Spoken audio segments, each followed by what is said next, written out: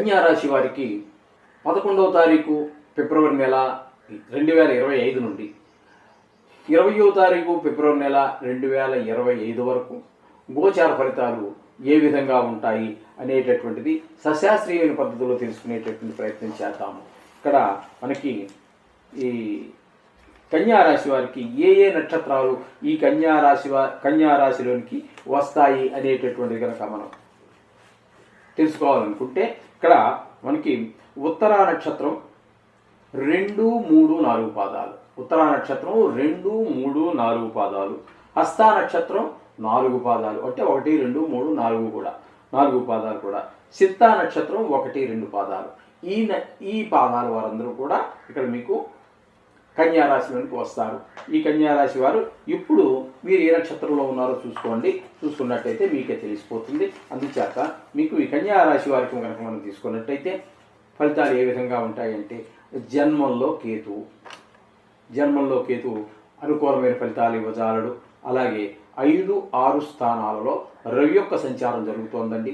రవి యొక్క సంచారం 5వ స్థానంలో 2 రోజులు సంచారం చేసి తదుపరి 8 రోజులు కూడా మీకు 6వ స్థానంలో సంచారం చేస్తూ ఉన్నారు. ఆ 6 రోజులు మాత్రం మీకు రవి యొక్క సంచారం సౌకర్యమైన ఫలితాలు ఇస్తూ ఉంటుంది. 6లో శని కూడా ఉన్నాడు. ఆ శని భగవానుడు కూడా 6వ స్థానంలో మీకు చాలా చక్కటి ఫలితాలన్నీ కూడా అందజేస్తూ ఉంటారు. అలాగే బుధుడు కనుక తీసుకున్నట్టయితే బుధుడు కూడా చాలా చక్కటి ఫలితాలు ఇస్తూ ఉన్నారు. అంచేత ఇక్కడ మీకు రవి, శని, బుధ ఈ 3 గ్రహాలు కూడా మీకు అనుకూలమైన ఫలితాలు ఇస్తాయి. అంటే 5వ స్థానంలో రవి 2 రోజులు సంచరినప్పటికీ మొత్తం మీద ఎక్కువ రోజులు అయితే మీకు 6వ స్థానంలోనే మనకి ఉపయోగపడేటువంటి స్థానంలోనే ఉన్నారు కాబట్టి ఆయన చాలా చక్కటి ఫలితాలు ఇస్తారు. అలాగే 7వ స్థానంలో శుక్రుని యొక్క సంచారం జరుగుతోందండి. శుక్రుని యొక్క సంచారం 7వ స్థానంలో శుభ ఫలితములను ఇవ్వజాలదు.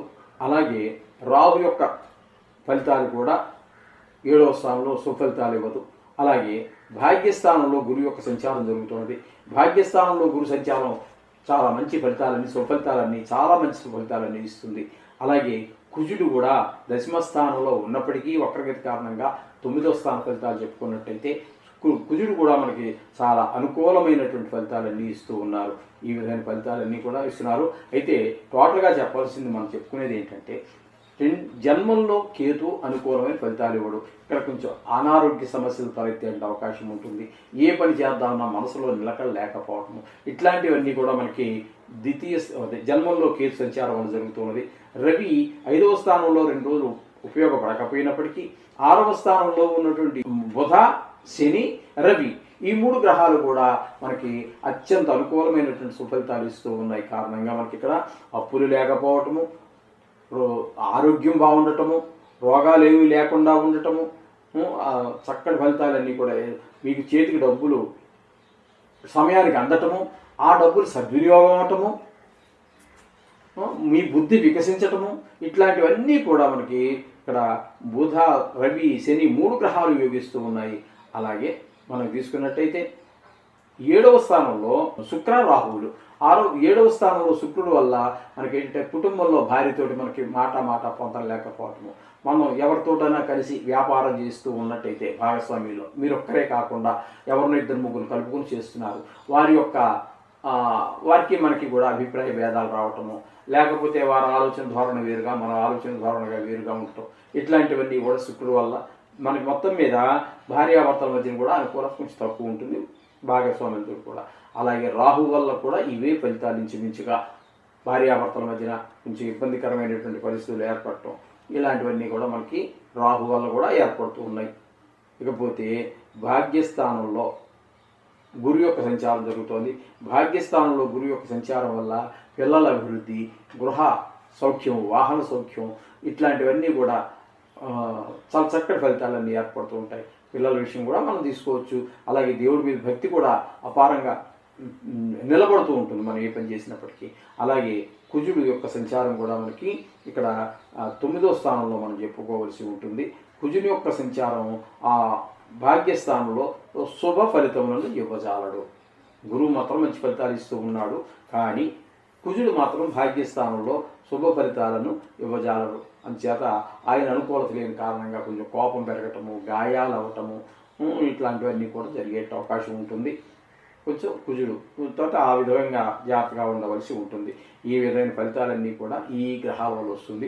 టోటల్గా మనకి ఇక్కడ మనం చెప్పుకోవాలి అంటే ఈ యొక్క కన్యా రాశి వారికి చెప్పుకోవాలి అంటే మనకి 5 గ్రహాల యొక్క అనుకూలత మనకి బాగా ఎక్కువగా ఉన్నదండి. అంటే 6వ స్థానంలో ఉన్నటువంటి బుధ, శని, రవి గ్రహాలు 3 గ్రహాలు ప్లస్ గురుని యొక్క సంచారము కూడా మనకి అనుకూలంగా ఉందండి. ఈ విధంగా మనకి మంచి ఫలితాలన్నీ వస్తూ ఉన్నాయి. అట్లాగే ఈ అంచేత ఈ 4 గ్రహాల యొక్క అనుకూలత మాత్రం పరిపూర్ణంగా మనకు కనిపిస్తూ ఉన్నది. అంచేత కొన్ని గ్రహాలు అలా, కొన్ని గ్రహాలు ఇలా ఉన్నాయి. మీరు ధైర్యంగా ముందుకు ఏ పని చేయాలన్నా వెళ్ళవచ్చు. వీటికి సంబంధించినటువంటి విషయాల దగ్గరికి మాత్రం వెళ్ళవకండి. ఇప్పుడంటే వీటికి సంబంధించినటువంటి విషయాలంటే కుజుడు మనకి ఇక్కడ ఏమున్నాడు, భాగ్యంలో ఉన్నాడు. భాగ్యంలో కుజుడు యోగించాడు కాబట్టి ఆయనకు సంబంధించినటువంటి ఇళ్ళు కొనటాలు, అమ్మటాలు, రియల్ ఎస్టేట్ వ్యాపారులు అటువంటి వారికి కొంత అనుకూలమైనటువంటి కాలంగా కనిపించట్లేదు కుజుని వల్ల. అలాగే జన్మంలో కేతు వల్ల కొంచెం మన ఆరోగ్యం విషయంలో ప్రత్యేకమైనటువంటి శ్రద్ధ తీసుకోవాల్సి ఉంటుంది. ఈ విధంగా ఉంటుంది. అలాగే ఈ 7వ స్థానంలో ఉన్నటువంటి శుక్ర, రాహుల వల్ల కుటుంబంలో కొన్ని చికాకులు ఉంటూ ఉంటాయి. వాటిని కూడా మనం ఇదే వారం 10 రోజులు వ్యవహారాలు ఇవన్నీ కాబట్టి మీరు దీన్ని పెద్దగా తీసుకోవాలి పరిగణలోకి. కానీ సీరియస్గా తీసుకొని దీనికి ఏదో అయిపోతుంది భయపడక్కర్లేదండి.